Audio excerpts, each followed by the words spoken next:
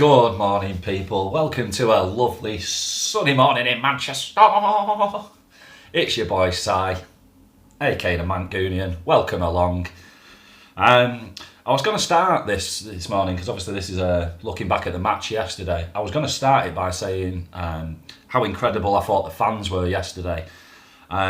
It's took a slight different turn this morning. Obviously, I've seen the Ornstein interview this morning, and I had a bit of a read through that, and it was a little bit cryptic, but it wasn't impossible to read between the lines. So I read it, and I just got from it that they thought the performance was improved yesterday. But I said it at half time. I felt like a lot of fans thought we were better yesterday, but I thought that was down to the formation, that it might have tricked you a little bit into thinking we were better. But when you look at the actual nuts and bolts of the performance, it wasn't any better.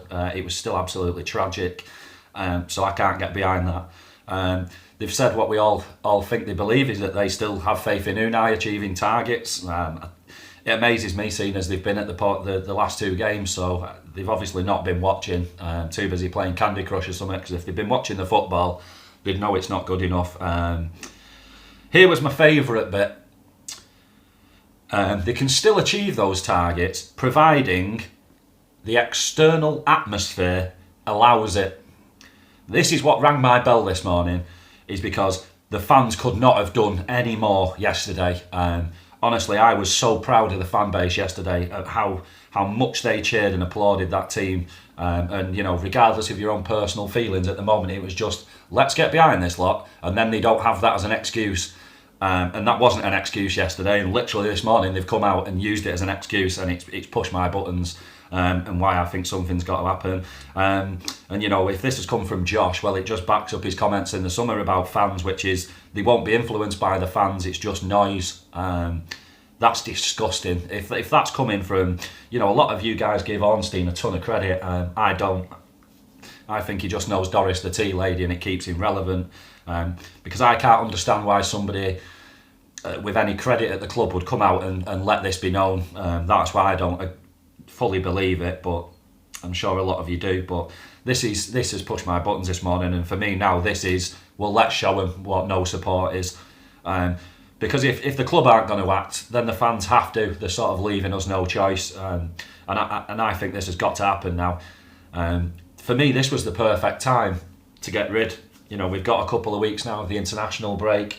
I think our next game's Southampton, so no disrespect to Southampton, but this would be a good chance now to get somebody in, give them the best part of a fortnight to get acclimatised to the club, and then you're giving them a game to start off in where they could probably start with 3 points with a bit of organisation, and then start us off on a decent roll. This is, for me, it's just going to stagnate for another 2 weeks now if this is going to carry on, and then the bad feelings from the fans towards the club is only going to it's only going to be deeper ingrained and get worse by the time we play again. And it just gives fans, that's the good thing now, I suppose, is it gives fans 2 weeks to really come together and come up with a decent plan of how we make change happen. Because, if this is true, then it's clear the board aren't interested in that. I'm just shocked to my core at what I've read this morning. Reading Emery's presser last night was bad enough. Still just more vacant answers. Things are going well, we're on the upturn. That's what scares me about him the most. But we all know the board are a problem. We've all been Cronker out for a long time, I think. And I said we can keep changing managers until they're gone. Nothing's going to really improve, and that's just still how I feel now. To dig out the fans is incredible for me, because that was the first thing I wrote down when I was doing this yesterday. Is thank you to the fans.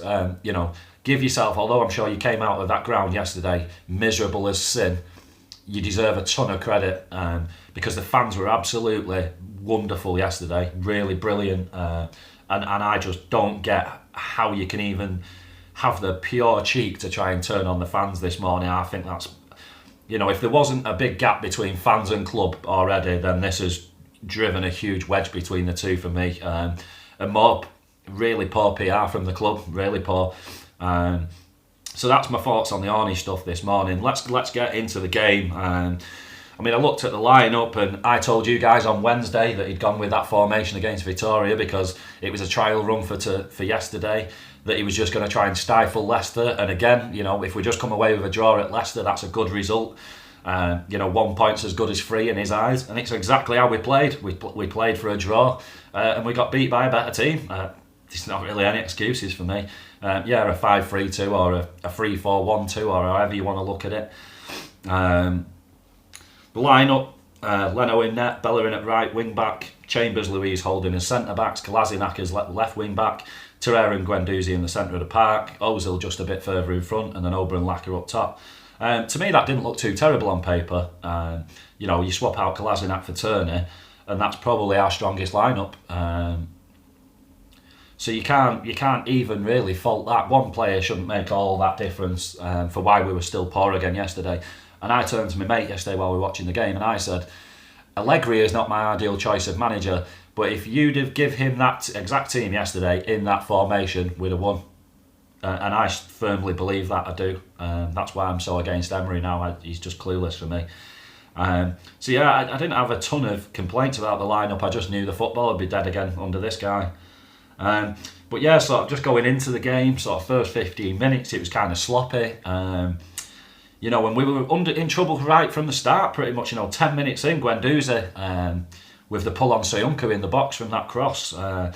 And to me, I just thought penalty, really silly, grab of the shirt, an arm over the shoulder. And I think when you look back at the replay, people have been saying, well, how's that not clear and obvious? I think it was clear and obvious, but it wasn't clear and obvious he was going to get the ball. I think if Soyuncu, it was obvious that he was going to get to the ball. It was a definite stonewall penalty in my opinion, and I think that's the only reason why he got away with it. Then sort of the 13th minute, I think it was Laka won the ball back sort of near the edge of the box and down the left channel, just him and Ozil, some really lovely little 1-2 play in tight spaces. And we went straight from defence to attack, exactly how we'd set up, that we just soak up pressure, and on the counter-attack it's all or nothing. And that's the only way we're going to get anything out of the game, and that looked like it might work, just through the pure quality of our top men, and we were really looking to not score from that. Then sort of in the 17th minute, Leicester had a really good chance, a really good ball in, and it was good positioning by Chambers, and a good clearance from him at the back post. It was a really tricky cross, and he dealt with it well. And then again, it was Holding. We'll get onto the ratings, but Holding, he was totally oblivious to a quick throw in. The same as Ceballos the other night, and it nearly cost us again. You can blame Unai for a lot of things, but the players aren't doing it as well. This is the bigger picture. It's a problem on all fronts at the moment. Then in the 21st minute, Leno nearly put the ball in our own net, didn't he? He let the ball come across him with his control, and he was in danger of sort of running directly into the post with Vardy pressuring him. And then in the 25th minute, more of the same. Bellerin a really sloppy pass and a chance for Perez that we were again pretty lucky to get away with. Then in the 33rd minute, a really good cross in from Leicester again. Vardy just missing it at the back post. I think Chambers probably, good work from him again, just did enough to put him off. And then, up the other end, then we had another pretty sweet counter-attacking move that, it was a lovely passage of play. I'm guessing this is what the board are talking about, but it's not enough. If we were seeing that 10 times in a half, you'd be happy, but seeing it once or twice isn't enough. But yeah, it was a really lovely counter-attacking move, really well put together. And Bellerin was really unlucky not to just get on the end of it and put it away. And then just before half time, Louise, I noticed a lot of it from him yesterday, a ball right over the top that nearly put Ober straight in. I don't think it was the best of games to be trying balls over the top. I've seen some people saying, are you glad now you've forced Xhaka out the team? He wouldn't have made a fucking clog of difference yesterday playing him, because Louise was doing his job. Guys, turn it in for fuck's sake. But yeah, Louise over the top, he did a few yesterday that nearly came off, and I think, like I say, if it hadn't been raining as much and the pitch wasn't as fast, I think a couple of them would have worked, because Ober was really close to getting on the end of it. But that was the first half. It was just, like I say, it was just really scruffy, scrappy. We couldn't get a grip in the game. We were just under pressure all the time. Like I say, just trying to escape on the counter-attack, and it's all or nothing. And for me, that's just a small club mentality, just playing to survive. I've said it so many times now. He's the Spanish Tony Pulis. Unai's not a terrible manager, but he's a good manager at a club where the board are saying, you've got to get 10 points from our remaining 10 games to stay up. Can you do it? he's not a manager where you say, right, you've got 10 games to win us the league. He's not big enough to get in them shoes. He's not. And I thought the players were really trying for him yesterday. I think that's why people thought we were improved, because it looked like the players were trying, and there was some little glimpses of quality. But that to me screams, well, that's what we could be watching if we got another manager. We could be watching that 90 minutes instead of this shit, and you're only getting a glimpse of it. But yeah, that was the first half for me. Just more of the same, just dire football, not really looking like the bigger or better team. And you're just waiting for the inevitable, and that's how it felt for me again. No changes at half time. We just rolled out the same. 54th minute, we had another chance, just a nice little run from Bellerin, and he had a shot that was just a bit wayward, but he was unlucky. And then just a minute after that, we scored. A nice goal. I think it was Kolasinac, bit of work down the left channel, whipped it in, and then Aubameyang just slid it in. But he was a mile offside, so that got disallowed. Then the sort of 62nd minute, again it was Luiz, another really good ball over the top, and it was just poor control from Ober, otherwise he was in again. Like I say, I felt like Luiz did that 2 or 3 times in the game. We were lucky not to come off with anything. We were creeping into the sort of twilight of the game, and you're thinking, right, well, we need to make some subs to mix this up a little bit. And while he's got people warming up, bang, 67th minute is a goal from Leicester, and it was a really good goal. Lovely passing move. You can't knock that, but again, no closing down from the defenders. You go back and watch how many of them are just sort of stood 5 to 10 yards off the players, just not really closing down. And Vardy, it's just an easy finish for him, just slotted it back in the back post, 1-0, off they go. Then, just sort of 3 or 4 minutes after that, in the 71st minute, Leicester again with another good move, and Leno made a good save from Vardy. And then, 75th minute, a couple of minutes later, and it's 2-0. And exactly the same thing, a really lovely little move and a great finish from Maddison. But you go back and watch that, and watch whoever it is who's got the ball out wide, whether it was Ricardo or whoever it was on their right channel. Look at how many Arsenal players are stood within 5 metres of him, and look how many actually make a genuine attempt to stop the ball coming in. There's at least 4 of them, and not a one of them makes a genuine attempt to stop it. Just not good enough. And we're 2-0 down, and then what does he do? Let's bring on Pepe and change to 4-3-3 to try and win the game. That's fucking honestly. And then the 81st minute, Torreira came off for Willock. I can't say anything about the guys that came on, because they had no fucking chance to do anything. It was game over. We'd already thrown the tools down by that point, waving the white flag for me. There was no way we were getting back in that game. I think they felt they were in it. I wasn't so sure, but I think the team might have felt they were in it up until Leicester scored the first, and then it was just capitulation, same as always. In the second half, I didn't have many thoughts. I just put, we got owned, totally owned. No tactics, no subs too late. More just dead football. Another game, 1 shot on target, following up from the Vittoria game, 1 shot on target. For me, that's 2 shots on target in around 240 odd minutes of football. No winning 6, 2 losses, 4 draws, 24 points in 18 games, 2 wins in 10. We've got a minus goal difference. We can't hold a lead. What are the board seeing that this is rectifiable under this man? I just do not know, guys. I'd love for you to tell me, because I'm at a loss today, totally at a loss. So let's get into the players and the ratings. Sorry, guys, if I'm talking a bit quick. I just wanted to fly through this as quick as possible. Leno, he gets a 5 from me. He was iffy with his feet again. He needs some training under pressure with the ball, because he seems to be getting worse. But you can't argue with his shot stopping ability. He made some really good saves, kept us in the game. Thought he had decent command of his box as well.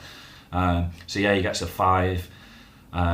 Bellerin gets a 5 as well. He's looking much, much fitter game by game for me. That's one thing I noticed yesterday. He was really pounding up and down. But he's not even close to back to his best performance-wise, football-wise. He looks a mile off it for me. I'm sure people hammered him yesterday. I'm not one that's about to do that, but he's not back to full performance levels yet for me. Not close, but I don't think that's a million miles away. Chambers, he gets a 7 from me yesterday. He's been continuing his really good form, and he was man of the match, although I don't want to give one for us. You guys know I have to. But I thought he was very, very solid. You guys know I told you all in the summer he is one of our most important players, whether you like it or not. And you know, the fact that he would be one of the first most of you to got rid of in the summer just to get some money in blew my mind. You know, and he was very, very, very good at centre back yesterday. And is he our best centre back at the club at the moment? On form by a long way. There's no one else even close to putting in the performances he is. And I thought it was a real chalk and cheese between him and Holding last night, but we'll get on to him in a minute. Louise, he gets a 5. Some cracking, like I've been just saying, you know, some great balls over the top, sort of taking up that Xhaka role. And for me, that's why the 5 at the back could work if you've got him stepping out and sort of playing as defensive midfielder and dropping in and out of the back 5. I think could suit us very well, and it seems to suit him a lot better playing in a 3 at the back than a 4. But you know, just defensively, still not very good. You know, he's really got to step it up at the back because he's the senior player, he's the experienced leader, you know, serial winner. He's the guy the lads should be looking at, and you know, I'm not sure they are at the moment. Because like I say, for me, I'd be looking at Chambers for my inspiration at the minute, not Louise. Holding, he gets a 4. He was dire again, absolutely dire. I don't know what's happened to him with his confidence or whether he's just not quite over his injury, but he's really got to step it up because he is a million miles off being good enough at the minute. You know, and the whole Holdini, you know, the next Maldini stuff that some of you came out with, you're a long way from looking right on that front at the minute. Kolasinac, he gets a 4. It felt for me that pretty much 80% of the trouble we were in was all coming down his side because he's just not got it in him to get up and down, and he's not good enough defensively. And that's his big problem for me. Is positional wise and defensive wise, he's a 2 out of 10. You know, attacking, he's probably a 6 out of 10. But you know, he is in the team first and foremost to defend and give us a bit of a threat up front, and he's not really doing either at the moment. So yeah, he gets a 4. Torreira, he gets a 5. He was poor. I'm just not sure what's going on with him at the minute. I reached on it the other day saying, you know, mentally I don't think he's in a great place. Maybe he's a bit weak mentally. You know, the crying about the Xhaka stuff, you know, the moaning at the start of the season that he's unhappy in England, you know, he's not settling in. I don't know, but you can see it in his game. I do still think he brings something nobody else does. But he was off the mark yesterday, and I think it showed up sort of, you know, when you play a better team, you can sort of see where you stand. But I sort of agree with a lot of people at the moment that he's not good enough. You know, if we're saying he has to play at central defensive midfielder, well, he pretty much played there yesterday, and it wasn't good enough. My boy Guendouzi next to him, he also gets a 5. I thought that was probably his poorest performance I remember, and that follows on from me saying something similar on Wednesday. So he's having a real dip in form at the minute and he's got to come out the other side. But one thing I will give him credit for is he doesn't give up. Somebody said to me yesterday, well, he hides. That's literally the total polar opposite of what Guendouzi does, and that's why I laughed at my mate. I was like, he's the one player in the team that never fucking hides. You know, even when it wasn't going well for him yesterday, he's a 3 out of 10 yesterday, but I give him another couple of points because he keeps asking for the ball and he keeps trying to play his game, whether it's going right or wrong. He doesn't hide, and that's why I keep saying he'd be a chance, a shout for me for a future captain. But the one thing I did think between the two midfielders, between him and Torreira, especially the way we were playing, is there's just no athlete in the middle of the pitch. We don't have an athlete, and it shows up when you play teams like Leicester because they've got someone like Ndidi. And he just made our midfielder look like wankers yesterday. He just athleticism, power, pace, everything we don't have, and he showed our midfielders up. I think Torreira and Guendouzi are good players, but they're not Wilfred Ndidi. And as it stands right now at this minute in time, I would swap either of them for Ndidi. That's just how I feel. And you guys know that kills me to say it because I'm a big fan of Torreira. I'm a fan of Torreira and I'm a massive fan of Guendouzi, but you know, I'm Arsenal first, players second. And for me, you could get improvements on both of those two as it stands at the minute, or definitely, you know, if you swap Torreira from Ndidi and just add Guendouzi next to him, I think we'd be a lot better team. It's tricky. Some people probably aren't going to like my ratings for the front three, but I'm going to give them anyway. Ozil, he gets a 6. I didn't think he was great, but he looked up for it, and he, you know, anything good that happened for us yesterday, if people think we were slightly improved, well, it all came through Ozil. So that's where he gets a 6 from me. He looked like he was trying to get involved. He was trying to make things happen. He's, you know, if we're going to ever play any decent football, he's going to have to be on the pitch. That's how it feels to me at the minute, and I'm not his biggest fan. But that's how it looks for me at the moment. You know, if he's not on the pitch, we create nothing. Not that we created a ton yesterday, but we do create a bit more with him in the side. Laka gets a 6. I've seen loads of people hanging him out to dry last night and hammering him, and I really don't get what game you were watching, because it was obviously a different one to me. I think he's looking way more match fit. He was pounding about yesterday, and I feel like we need him massively in the first team. If he doesn't play, I just don't think we've got any sort of fighters or grafters up top. And the ball, as soon as we lose it, just instantly comes back. At least with Lacazette, he gets back stuck in. And a big thing I've noticed with him, with this formation, how he's playing, is Aubameyang and Lacazette seem to be both at each corner flag. There's no sort of link-up play between them because they're so far apart. And, I'm spending most of the game yesterday watching them play as wing-backs, trying to tackle, Chilwell and Ricardo tracking that. It's just fucking shite. And that's why I'm struggling to blame the players too much. System's awful. But yeah, I thought he was good, Lacazette, yesterday. I don't think it was a great performance, but I think if he'd have just got one of his chances in and hadn't sort of scuffed him or got deflected, I think a lot of you'd have been raving about him yesterday for his hard work. So he gets a 6. And Oba, captain. I've said, guys, I can see why they've picked him as captain, but like I've said, I think it's a popularity contest now. It's not actually who's most suited to being a captain, who's got the most leadership quality. It's just who's liked the most now, because we don't have any natural leaders, that have been at the club long enough where you could give them the captain's armband without sort of disrespecting the guys that have been there a while. I've said Turney and Guendouzi to me are the most two obvious captains, and that would be with Laka as well. He's just Oba, pulling out of tackles yesterday. I noticed that he was sort of saving himself rather than down for the cause, and that's why I'd say he's probably not leader material, although he's well liked. But yeah, I sort of felt Oba was pretty much doing as much as he could. When he was getting the ball out wide, he was running at players, he was whipping the ball, and he was trying what he could. He just, like I say, that system just doesn't seem to suit him. And yeah, just overall, just not very good. Like I say, again, just a performance of where we're just trying to soak up pressure from teams that we should be really attacking, because we're the better side. And people said to me yesterday, well, Leicester are the better side. They're not, guys. They might be playing better at the moment, but they're not the better squad. I'm just not having that. I'm not.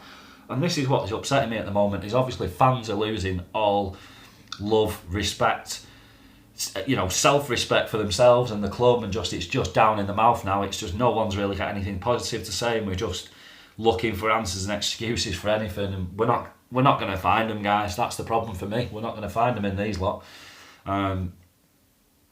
That's it from me. I know that's quite short and sweet, but I hope you prefer it that way, guys. I know I've been talking quite quick, and in my mank it might be hard to understand, but I just wanted to bash this out in less than half an hour this morning, just get my thoughts out there. Love to know what you guys think. Just a quick one.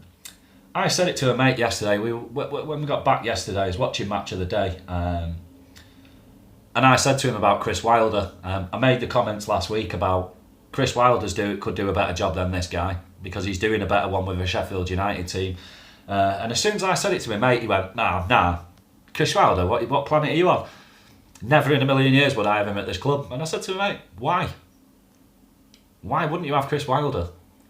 No, I'm not having him. Yeah, but why? Why don't you want him? Tell me factually, give me one actual reason why you wouldn't have Chris Wilder as manager. No, I just don't like him. Just don't like him. Why? And why would you not like Chris Wilder? I'm somebody who's looked through his CV. It's incredibly impressive, guys. It's very, very, if you're someone who's watching this morning and going, yeah, Chris Wilder, turn it in, you silly motherfucker. Go and have a look at his actual record of what he's achieved with the clubs he's achieved. It's incredible, guys. You look at them now, where they are in the table. They're playing very good football. They don't have very good footballers. They just work hard and play in a very well organised system. They play very good football. Would you be saying that Sheffield United are the one team in the league this year that haven't lost away from home? They haven't. And it's not that they haven't played any good teams. They've come up against all the best sides, really. I'm massively in his corner, and I think he is one that's very achievable. I think he'd jump at the chance to leave Sheffield United to come to Arsenal. I know he's not a fancy, fashionable name, and I don't think he'll ever end up at the club because of that, because that's probably how the board view it, and think we'd be underwhelmed by getting somebody like him in. But I think he's possibly one of the most suitable candidates there is in world football. And again, I know some people are going to laugh at me, but rather than mock me, go and actually do some homework, because that's what I've done, and that's why I'm of this opinion. And if you want to come and debate it with me by using facts and proving that he's not a very good manager, come and get on the Gunner Talk. We'll have you on like I had Irfan on the other day, and we'll chat it over. You know, and we'll have a good, respectful debate. But yeah, he's up there for me. You know, and I've said as well, Wolves manager, he'd be another one. I'm not so sure he'd be easy to get out of Wolves, but he's another one that I think could get us playing football. But if I had the choice of the two, it'd be Chris Wilder for me. You know, and I think James Rowe, I think he's of the same opinion. He's a massive Wilder fan, and he's someone who does know his nuts and bolts of football, so I'm not in bad company there on that thought. So yeah, guys, I appreciate you watching again. My subs are sort of rocketing at the minute, so I really want to get to this 100 subs by Christmas. So guys, please retweet, please share, please like the video. Yeah, just come on, keep supporting me, guys, and let's have a nice little bonus for Christmas. Hope you've enjoyed. It's lovely and sunny here, so I'm going to go and take the dogs out and have a nice Sunday stroll. Hope you do something similar. Get out, enjoy yourself, take your mind off Arsenal. You know, we've now got a few weeks where we don't have to think about it, so we can all go back to eating well, sleeping well, and just enjoying life for a couple of weeks. And that's it, guys. It's been a pleasure having you on board. Signing out. Take it easy, people.